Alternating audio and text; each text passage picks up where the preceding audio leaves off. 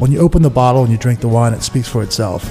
Is it, a wine that's made for food? Yes. Those types of wines tend to be more rustic or have a little bit more body. Are there wines that are just pure out hedonistic pleasure? Sure, there's wines like that maybe from California that are more cocktail wines, or wines that are just big jammy fruit bombs. And those, I think, appeal to a certain group of people as well. I think the wines that Barterhouse specializes in is more of these food-friendly, rustic style, biodynamic, organic wines that tend to be a bit more earthy, come from someplace. So you can almost taste the terroir. You can almost feel this Sancerre was grown in this slaty, rocky soil. And so to me, that's the exciting part, that the wine feels like it comes from someplace. We talk about food, we talk about music, with musical dudes, finger on the pulse, snacky tunes.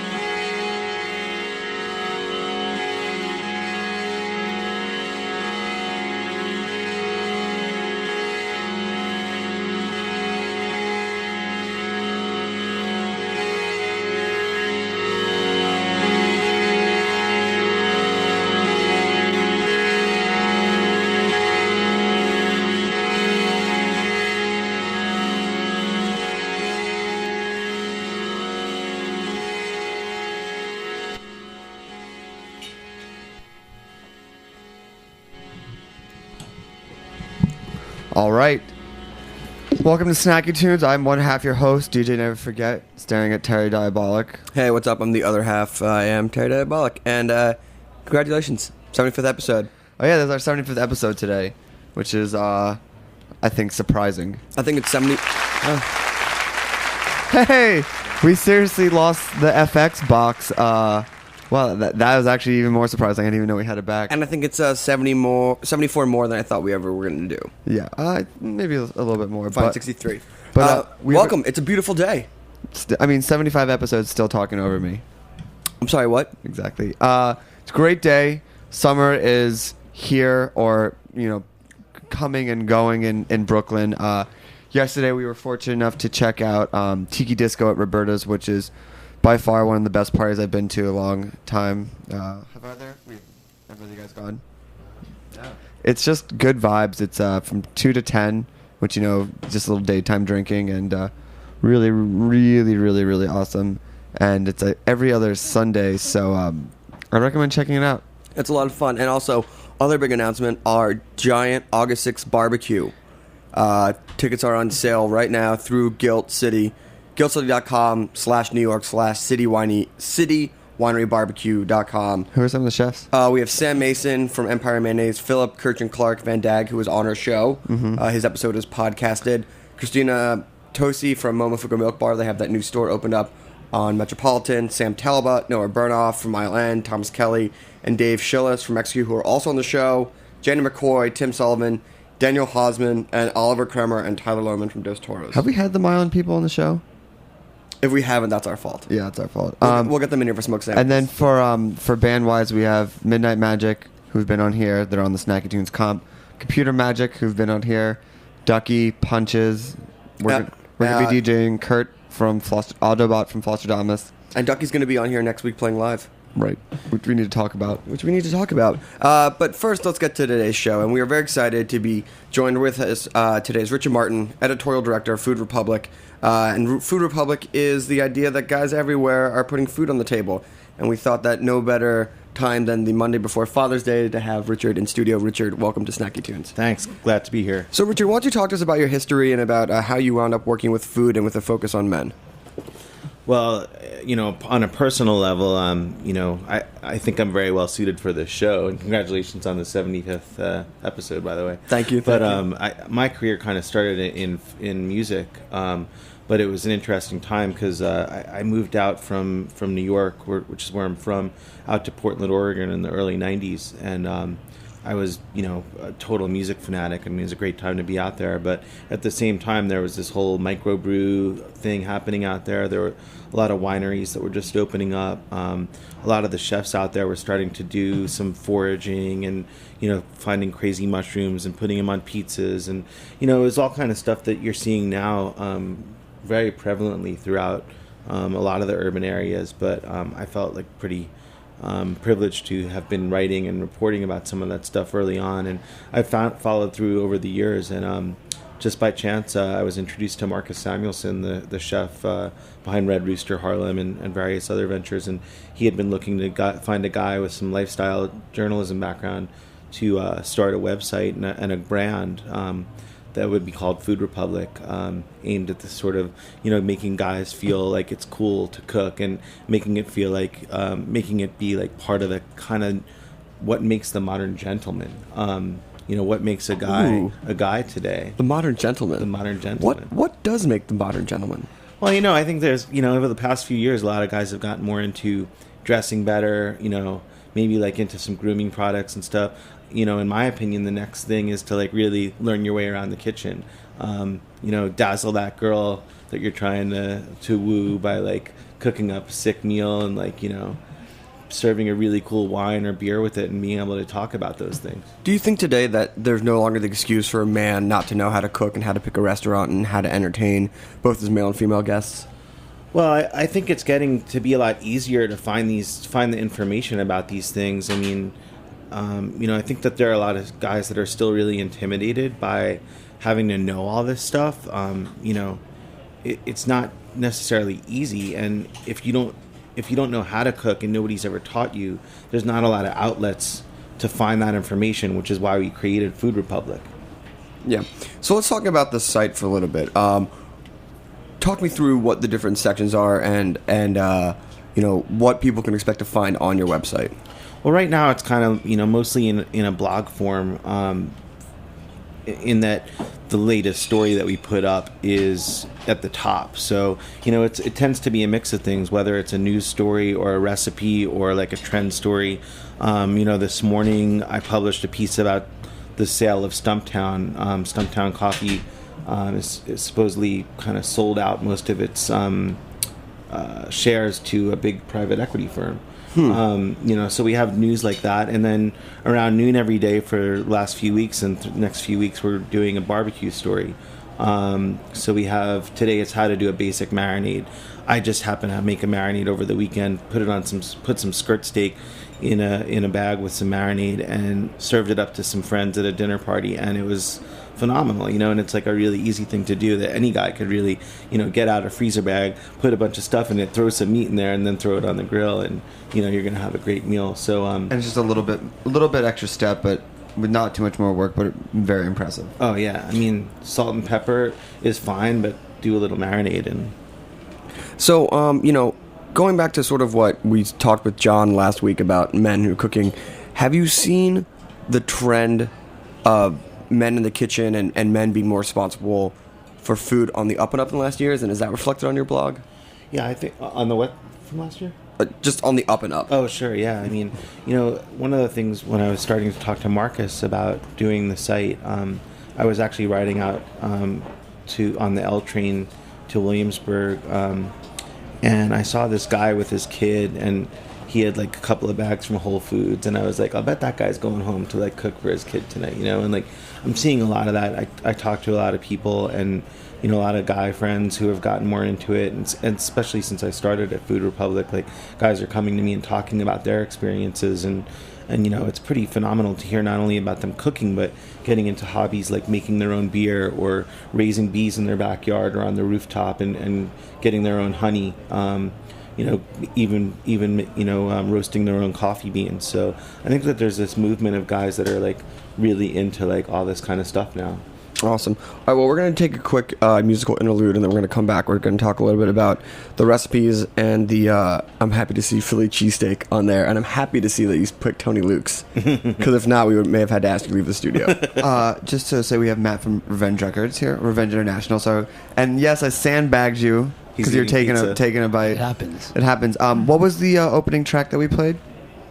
Wow, that was good pizza. But it was a track from a collaboration by an artist named Alexis Georgopoulos, and who also performs under the name ARP. And as one of his sonic influences, his name is Anthony Moore, who was in a band called Slap Happy and Henry Cow.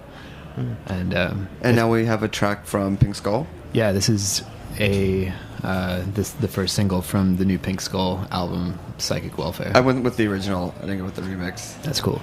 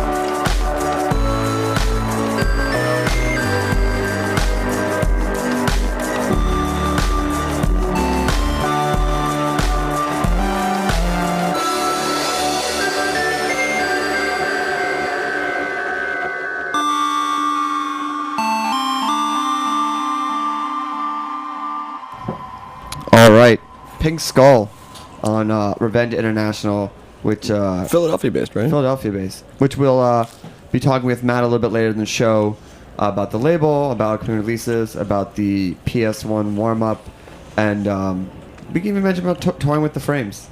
Hey, sure. Hey, why not? I love the Frames. But we are still in studio with Richard Martin, editorial director of Food Republic, and we are talking about Food Republic, the website, which is about men and food and getting food on the table and all things around it. So I see that you have a bunch of different sections. One of the ones I'm very excited about is the cheesesteak section, and you do cheesesteaks and burritos and types of guy food. Can you talk to me about someone like the approach to food that you cover? Is it a very specific type of food? Is it definitely guy-centered? Well, no, I mean, I think, the idea is that you want women to be able to come too, obviously, because, they're very into cooking as well. It's just that women have a lot more options right now to find out, to go to websites and magazines that really are aimed directly at them and their lifestyle. But there's really not anything like this for guys. I mean, a large part of it too is like music, art, style. It's all part of this lifestyle. So like we'll talk to musicians about what they eat, and we actually have this section called Good Food Rocks, where we talk to like guys who are in bands that, typically musicians, start out at some point working in a restaurant. What's some of the music that you like to listen to when you're doing recipe testing in the kitchen? We were just last week. We were doing it we're working out of this test kitchen in the Gowanus right now. Not actually in the Gowanus, because that would be very dangerous and potentially lethal. But nearby the Gowanus Canal, and we were listening to the new Junior Boys record. Oh yeah, which is really nice. That's really nice. I just read a quote about them saying like this is everything they've been working towards is in this record. It's really good. Which I don't know if that's like a redundant thing. Matt thought that they've been working toward that? But yeah, it's like our whole life has led Right. to this record. It's like, well, okay, that can be said about almost anything. Well, I usually said that about first records, but No, I mean, I can imagine that there are bands who put out like a sophomore effort. They're just like, oh, this is not what we've been working for. Which, this is their third record? Or I think this is a fourth. Yeah, I mean, by the fourth, you should have probably worked it out. Yeah. Or, yeah. I mean, be at that place where you can kind of freely, infinitely make good music. Yeah, true. It's funny though. I think music and cooking are like, it's such an underrated thing. Like it goes together so well. Like I remember a couple of years ago, I was doing an event. I had started a magazine down in Miami, and Michael Mina, who's a really great chef and has a bunch of restaurants, mostly out west. The music playlist was sick. Like they had all this like new Tom York stuff on there that when it just came out. And I went up to him. I was like, "How did you guys pick the music?" And he's like, "Oh, I have a guy on staff who's like our music programmer for all our restaurants." And I was like, "Now that's a cool job, you know." Like, that's really awesome. I mean, there's a lot of places that do like sell services in that way, but I've never heard of like an internal music person.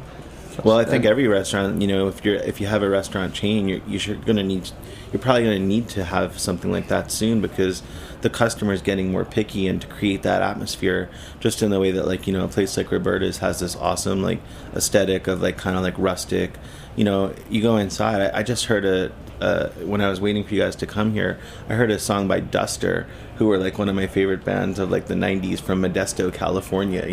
Right. It's pretty great when that kind of stuff happens and you're there. It makes you want to go back to that restaurant. Yeah, well, customers are becoming picky, but they're also they're just more knowledgeable now about, because of how information is disseminated. They just know good music. Yeah. And also, I think it's interesting about Roberta's as well, because the guys who run this are like, as we always say, Brandon, who's one of the main dudes here, like we met him when we were DJing, and he was a bar manager.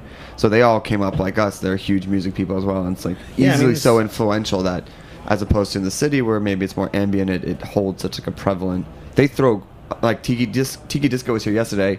I was like, this has got to be the coolest pizza place ever, because besides the roof sustainability and the good food and everything, they're throwing like massive parties with really well curated music in the back as well. And then you can eat well. I mean, I don't know if you guys went to ATP a few years ago when it launched, but I was like blown away. The food was terrible, and like it was like you have all these great bands and all these people that are into this kind of stuff. I mean, look, there's a lot of joking around about food is the new rock or whatever, but the reality is like guys like us and any guy that's like really into music and had that CD collection or before that vinyl collection, they're looking for like to obsess over something almost all the time. Like right now, I think it's really like food is a big part of that, and it's not just guys like us, but it's a whole it's a whole scene that's going on. So like when you say like the Philly cheesesteak, like, and what kind of food are we finding? Like we started a thing a few weeks ago, like what to eat for lunch. Basically, because I was like, that's like always the hardest thing. Yeah. To like, what should I have for lunch today? So every day we're doing like, we did the Philly cheesesteak. It's like,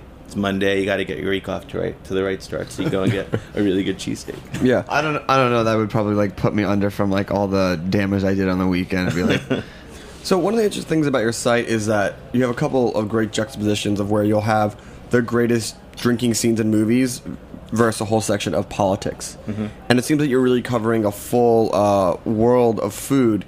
And can you talk to me about that approach and about, what makes a story and what makes it onto your website? Like how do you select what angles to go with? Well, I think another thing that, anybody that's into food is, it doesn't mean that they're not into pop culture or they're not into like what are the issues behind food. And I mean, that's been, one of the biggest surprises for me was that when Marcus told me he wanted to have politics be a big part of this, he actually referenced Rolling Stone. I thought it was a good point. Like Rolling Stone has had politics in the mix of what they've been doing as a magazine pretty much since the beginning. Now this is about food, so this is all just food politics, but every day there's some kind of new story on the front page of the newspaper about genetic corn, or the government unveiling a new thing like they did with My Plate, which replaced the food pyramid, which we have a lot of information about on the site, which is huge. I mean, that's a massive thing, and there's no way that you can talk about even cheesesteaks or Tony Luke's without referencing food politics, because it all I mean, it's all so tied together. Well, food pricing is a big issue. I mean, we're actually have some people investigating it right now, but I mean, it's incredible what's going on. The rising cost of food. We're actually going to be doing a panel next week that's going to be called like "How Far Off Is the $50 Pizza?" because the ingredients of all these things that we're eating are just going up. Yeah, and I mean the restaurants, they have to pay their rent, and the supermarkets have to pay their rent, and food inflation is going to be a big issue in the next few years, and it's something that we're all going to be worried about. Awesome. Not awesome. I mean, you had half a thought and you said awesome. It's, I know it's no. Hold on. To go back to on your point awesome. though, for men, like, for being interesting, you provide recipes, easy marinades, and then a little bit of like dinner conversation. Like, oh, he is well read. Look at this guy. And that awesome comment more applies to the overall thing of the website, and not the fact that food costs are on the rise. I don't know. I enjoy. We're going to go back to the podcast. I'll enjoy my $9 piece of pizza at Roberta's, not $50. Yeah, I can't imagine paying more than $8 for a cheesesteak. No, I mean, it depends on the cheesesteak. What about the $34 burger? Well, I think that the other thing is that you're seeing the whole thing with food trucks, and like a lot of people are really gravitating towards them. I think because A, the food's getting better, but B, it's also kind of affordable. Like these guys don't have to pay rent. It is, but that price is creepy. Like we went to Smorgasburg this Saturday. Yeah, it wasn't cheap. Like it was not like I didn't feel that I was getting a deal on anything. And I know it's because it's quality products and the name and things like that. But it was not. It was nothing that I was like, oh, okay. I mean, I would think for food carts it would be more the business owners because it's less brick and mortar. But there's also like a pushback on even just Endless Summer Burrito Truck. They essentially got banned from their original spot, which is weird because there's places there now because the brick and mortar people are like, are you kidding me? Oh, there's things going on in every city right now. I mean, well, they banned him from that spot. They pushed him down. It wasn't like, oh, let's just move down the street. They like, you can't be here. Yeah. No, that's been going on, and there's actually stuff going on in Miami. Chicago actually has a law that a truck can't have an oven or any kind of. So, like, if there's a food truck in Chicago, the food was not made on that truck, which is weird. But there's all these different issues around, and it's another reason that we cover politics on here, in addition to like having like those galleries of like the classic movie scenes, because that's the kind of stuff that like you have to give people a little bit of entertainment when you have a new website. Like, there are some pretty amazing things, and like I've got this guy who's like really connected in Hollywood, and he's a total film like freak, and he knows every scene of every. Like I'll throw out like can we get something with anchovies in it, and he'll be like, oh yeah, there's that scene, and I'm just like, how do you know? How do you know that? That's amazing. Awesome, man. Well, thank you so much for being on here. The website is foodrepublic.com. And what's the Twitter? It's at foodrepub. Because it's 9 letters, right? Something like that. And one more time, the information on the panel. That's going to be, that'll be up on the website probably by late next week, but the panel's going to be hosted by Dylan Radigan from MSNBC, who on his show every day at 4 o'clock on MSNBC, he talks about food politics a lot, so he's graciously agreed to MC this panel, and it's actually a panel with this great artist, Sanford Biggers. Sanford's got a show coming up in September at the Brooklyn Museum, and then the guy that owns Odin Boutiques. So we're just trying to incorporate different guys. Actually, Eric, who does the smorgasburg, I'll talk to him about his lobster roll prices. But he's gonna. What is the lobster roll crisis? No Prices. Prices. Oh, prices. Also crisis. There should be a lobster roll crisis though. I'm just saying, the average for a bite there is $8 to $9, and it's just okay. It's not cheap. I mean, it's quality, but it's not But if cheap. you think about it, something that's $9 here might actually put you in the $12 to $13 range, and $8 there is $8. I know. I'm just making small talk. It's interesting stuff. Every day. Good Just stuff. making small talk. All right, Richard, you're gonna stick around, right? Yeah, totally. All right, have some more So, pizza. We have a few tracks from Matt. We're gonna play. What do we got coming up? I'm going to play a track from our first cassette release. Oh, okay. By a band called Regal Eagle. Oh, what year did your cassette release come out? Last year. Okay. Yeah, We'll talk about that too. 2010. You are listening to Snacky Tunes. We're your host, Finger on the Pulse, and here we go.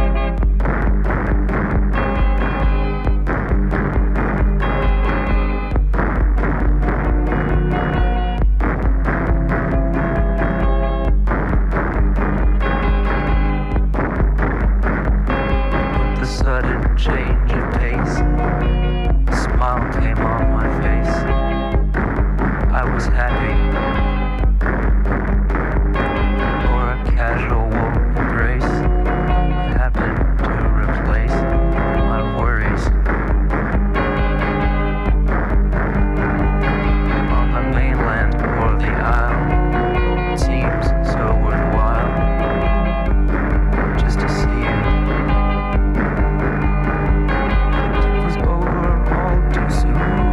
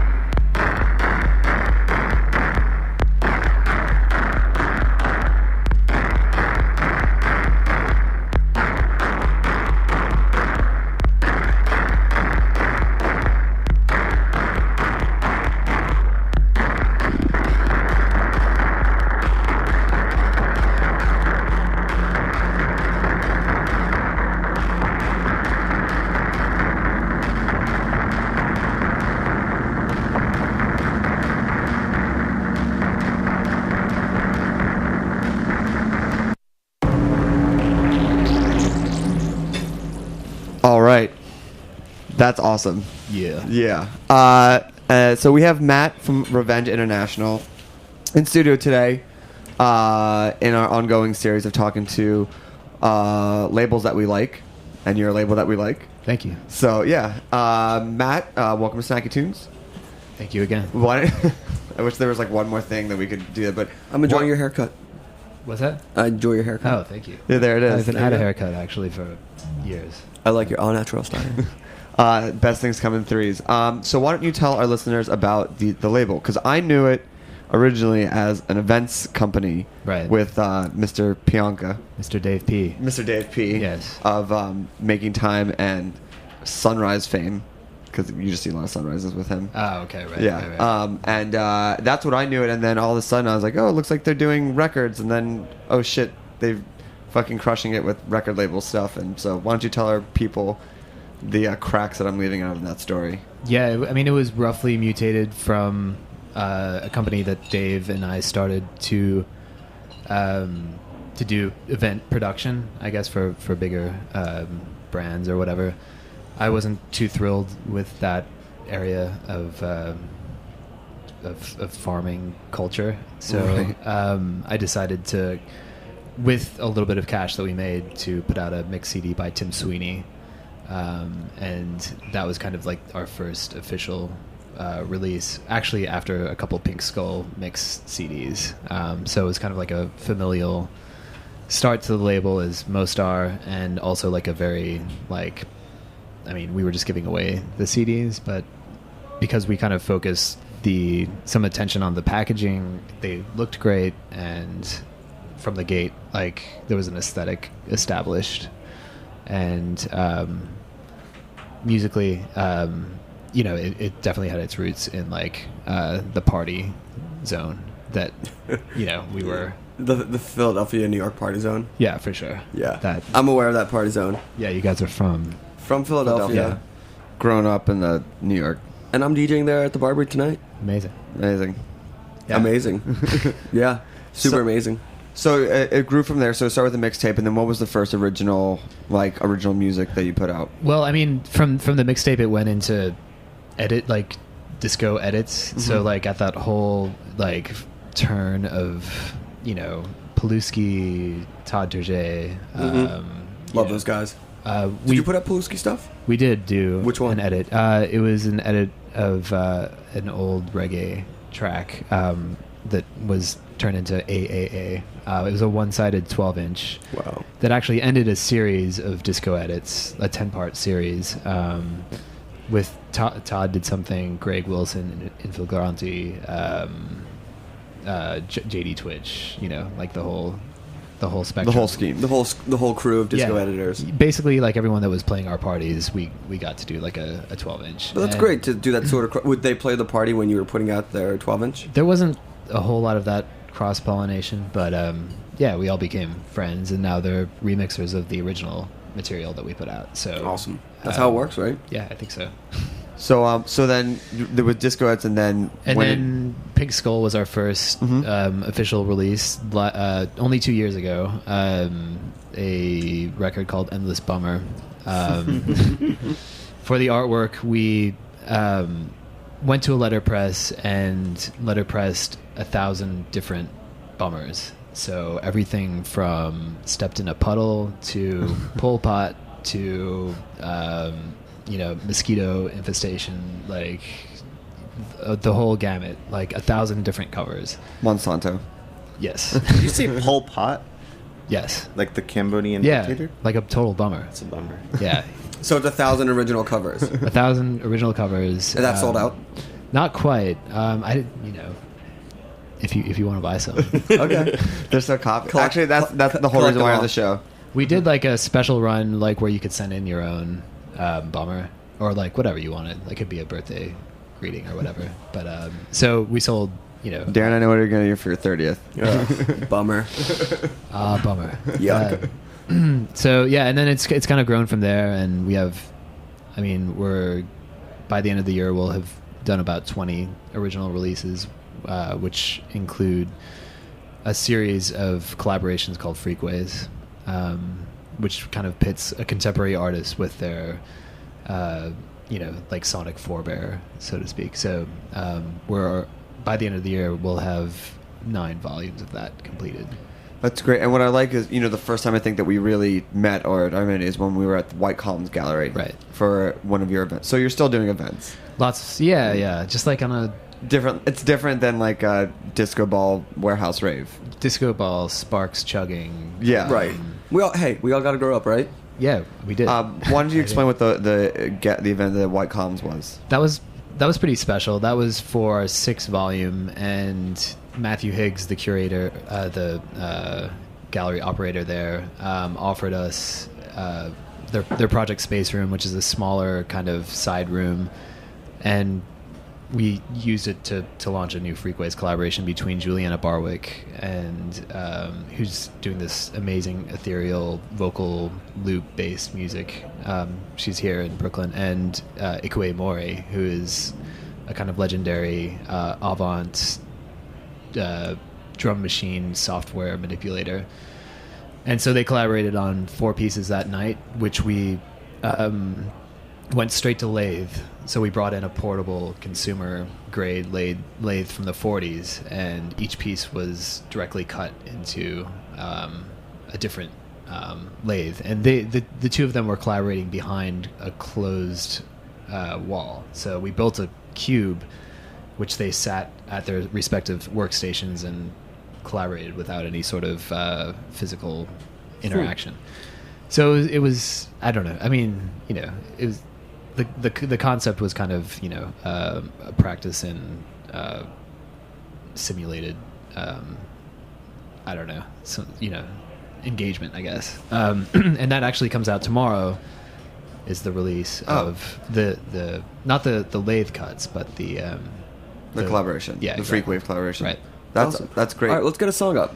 Let's get a Yeah. few songs up. Let's get a couple songs. Do you have a song from that collaboration you can play? Is it? I mean, I do, but they're like all really freaky, far out, like 9-minute Okay. pieces, which So- we could do. No, why don't we play? Why don't we give a wider range of music? So Okay. we're gonna hear about a 15-minute or so set from Matt, and then we're gonna come back. We're gonna talk about PS warm up Yeah. and whatever else you want to talk about. Well, I'll play a track from one of the bands that's playing warm up. Great. And one of the 2 bands represented from Revenge at this year's event. So Perfect. This is a band called Bronze. Great. Yes. Awesome. Snacky Tunes.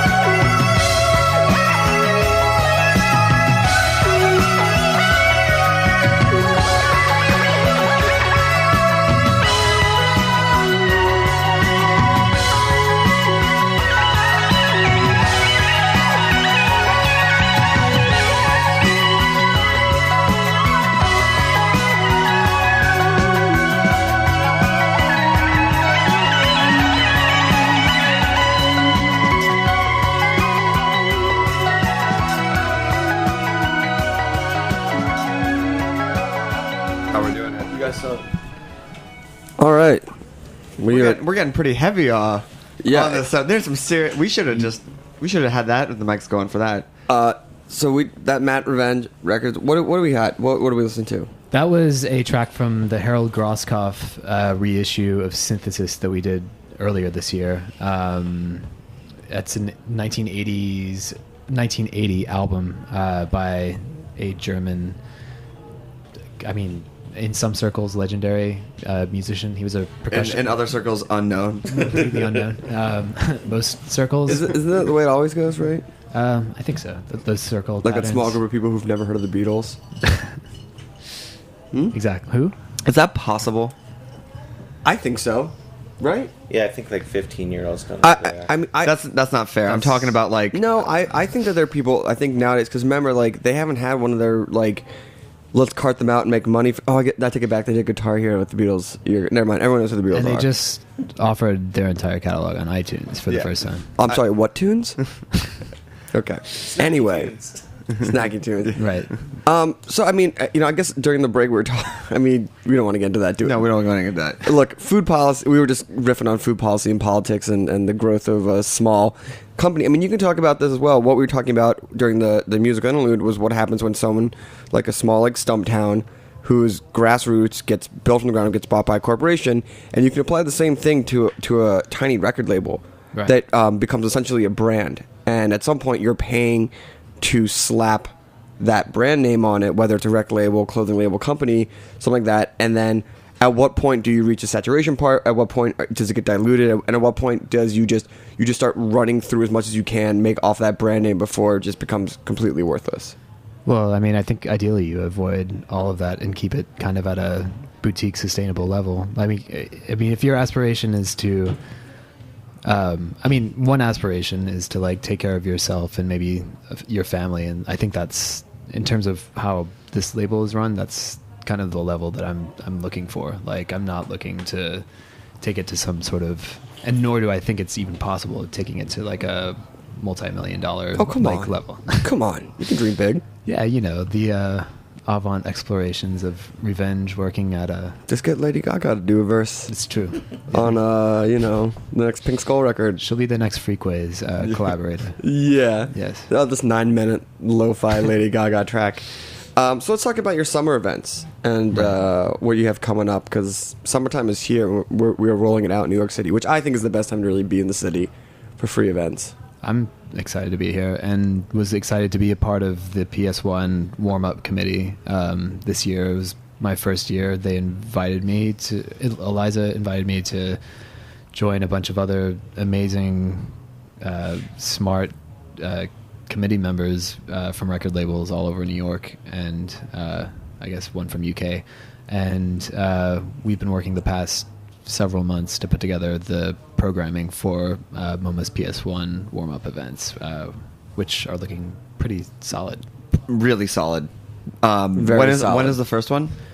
The first one is July 2nd, and it starts off with Beautiful Swimmers and Protect You, who are from DC, Zuvox, who are from Brooklyn, and the headlining DJ is DJ Pierre. So it's going to be and also Delicate Steve is on it, so it's going to be very high vibes. Delicate Steve. I think he works in there. Like, that's one. Is that a DJ name? No, it's actually a group. They're on Luaka Bob. Luca Bob. David Byrne's record label. Delicate Steve is a great name. That's a great name. Yeah. I know, you just picture like this like really timid okay, guys, I need a little bit more of my monitor. Never mind. Yeah, it seems like he's all you need of a glass of water, or something like that. Like, could I? Well, that's great. And where's all the information for the warm-up events? I believe it's just off the MoMA PS1 website. And I went last year. Don't play this one cool. Like, just go early. Don't try and because the lines get long really fast. Really fast. It's gonna be heavy. I think just like go hang out day after day. It's like go hang out, because I mean you can go see the exhibit, right? Yeah. Entry to the concert allows you entry to the museum. Right, and the exhibit, at least for I think most of PS1, is Ryan Treecart, which goes up in like a week or something like that. So that's great. And shout out to Eliza, who I know is buried in Big 9,000 projects. I don't know how she does it. No sleep. No sleep. That's actually the correct answer. No sleep till No. Queens? Yeah. Queens. And lots of running. I see her on the Williamsburg Bridge a lot in the Really? morning. Yeah. Or like 2 runners passing in the morning. Are you a runner? Yes. He's got those long running legs. Yeah. Yeah, he Do, comes. do you let the ponytail go down? Just let the whole hair fly while you run? Just let it float. Just yeah. oh my god, listening do to you eat- 9-minute experimental music. Do you eat before or after you go for a run? I eat after. And what do you eat usually? Like a bowl of cereal with fruit. That's my breakfast. So not a whole pizza. Not an entire pizza, which I just did. Which is good. Well, Matt, we want to thank you for joining us today. Can you give us all the Nuts and bolts. Nuts and bolts, Twitter, email, website? Twitter is... The label is called Revenge, but it's spelled RVNG without all the E's. So the Twitter is RVNG INTL, Revenge International. God, don't you just hate vowels? I just can't stand them. And then Facebook is RVNG INTL again. The website is igetrvng.com. Great. And so thank you for being on Snacky Tunes. And we're going to take out with a Blonde song, With the right? Blondes track, who are like kind of our, I don't know, we're Superstars? superstars. They're amazing. They're amazing. And they're playing this Friday at Let's Play House. Yeah, they are. Is it live or is it a DJ set? Live. Always live. Always live.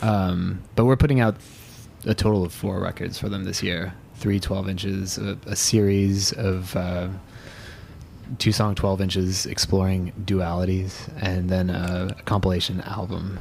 We spoke when they were on the show a few months ago. We talked about it, and so Right. now it's out. Oh yeah, Yeah, there we it's- go. And also to anyone who is in our world, this Wednesday at Good Company, 10 Hope Street in Brooklyn, we are having our next barbecue blowout with Budokan, And Picture House, and Pocket Knife. $10 gets you a plate of awesome food and a free Rika cocktail and a copy of New York Magazine. Yeah. It's gonna be awesome. Get there early. It's supposed to be. It's fingers crossed. Knock on wood. It's supposed to not rain. Yeah. I'll see it when I believe it. The last 20 events that we've done, it's rained like Richard- over a course of years. And Richard, thank you so much for being with us. Thank you. Please check out the website and congratulations. Never forget. So Yeah, 75. 75. To another 75 more. Yeah. All right. So what's the name of the Blonde song? This one's Business from the Business Pleasure 12 inch. That is Duality. That's right. But what if you're in the business of pleasure? All right. Here we go. Blondes.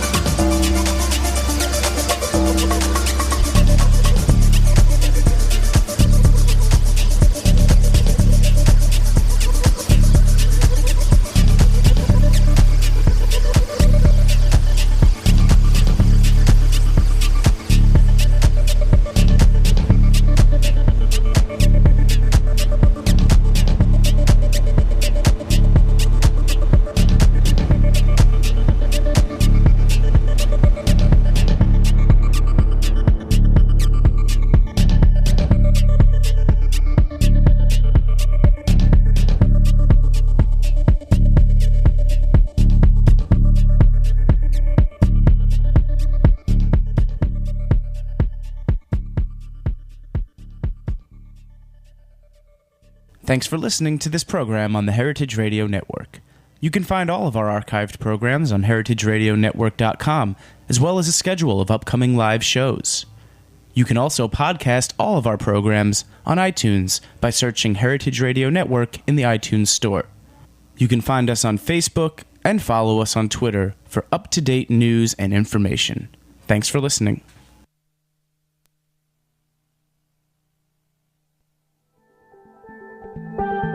This is Behind the Scenes Food News with Katie Kiefer. The new Whole Foods market in Fairfield, Connecticut is going to be generating their own clean power on site with a PureCell, that's a registered trademark, system model 400 from UTC Power. I'm going to quote now from Tristram Coffin, the Green Mission Specialist for Whole Foods Market, Northeast Region. In connection to our company's green mission, we are very proud to be reducing our carbon footprint while producing clean energy in our new Fairfield, Connecticut location. UTC Power has been a great local partner in implementing our fuel cell to help us reduce our environmental impact in the Fairfield community. By generating most of its power on site with the fuel cell, the Whole Foods Market in Fairfield will prevent the release of more than 847 metric tons of carbon dioxide annually, the equivalent of planting more than 85 acres of trees. The reductions in nitrogen oxide emissions compared to a conventional power plant are equal to the environmental benefit of removing more than 100 cars from the road. In addition to the reductions in greenhouse gas emissions, the PureCell system will allow Whole Foods Market to save nearly 3.5 million gallons of water annually. Unlike central generation and other fuel cell technologies, the PureCell system is designed to operate in water balance, so there is no consumption or discharge of water during its operation. That's an awesome story. Kudos to Whole Foods. Don't you love that? This has been Behind the Scenes Food News with Katie Kiefer.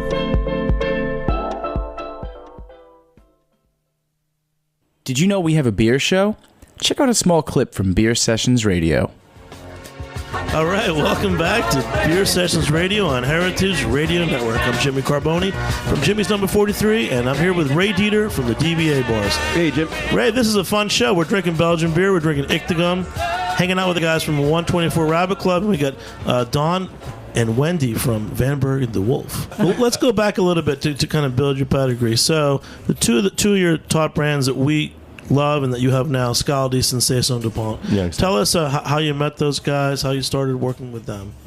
Well, Saison DuPont was really, that was... If you want to hear more, head over to heritageradionetwork.com, where new episodes of Beer Sessions are posted every week in our archive. And don't forget to subscribe to the podcast in iTunes.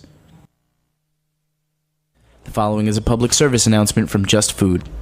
Help bring live chickens into food challenge communities through your donations to the Just Food City Chicken Project 2011. The City Chicken Project would not be possible without the volunteer hours, donations large and small, and the vibrant energy and ideas of the communities we work with. Just Food is a nonprofit organization that connects New York City communities and local and urban farmers with the resources and support they need to make fresh, locally grown food accessible to all. To donate, search on Kickstarter.com for Just Food and find their City Chicken Project. For more information on Just Food, visit justfood.org or call 212-645-9880. That's 212-645-9880. Let's keep making New York City a better place to live and eat.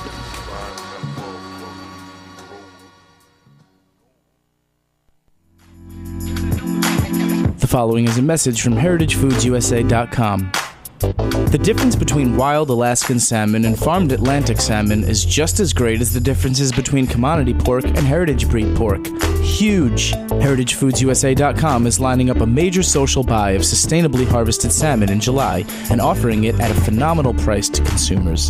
Check out HeritageFoodsUSA.com for more details on how to get in on this opportunity. Experience salmon the way it should be.